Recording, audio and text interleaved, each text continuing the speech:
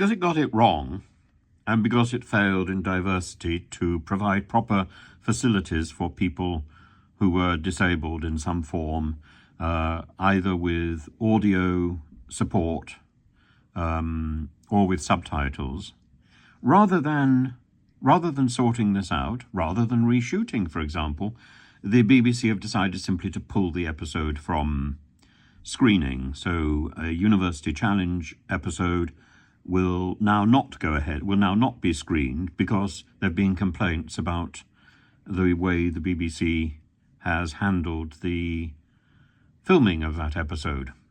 It's just madness. It's just madness. You make a complaint, you expect that complaint to be dealt with rather than the entire thing hidden. It reminds me very much of a complaint I made about a Russian TV that dubbed fake words into my mouth and into the mouth of Professor John Curtis, Professor Sir John Curtis. And we were both made to say things that we had never actually voiced. And I had evidence. I presented the evidence to the channel. And rather than dealing with it, rather than producing an apology, rather than refilming, rather than sort of dealing with the issue properly in a grown-up way, they simply pulled the episode from the catch-up online stuff. So you can never see that episode again. And it's the same sort of attitude which the BBC is taking to University Challenge. And it seems absurd.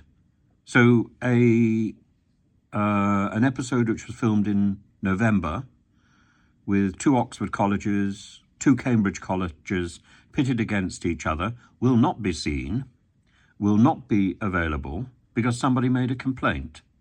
I don't think that's the way forward. And if this is the standard of the BBC, it's one complaint, it's one problem with the BBC after another. And this is a cowardly, bureaucratic approach, which, let's say, I would now expect of Moscow. I don't expect it of the BBC.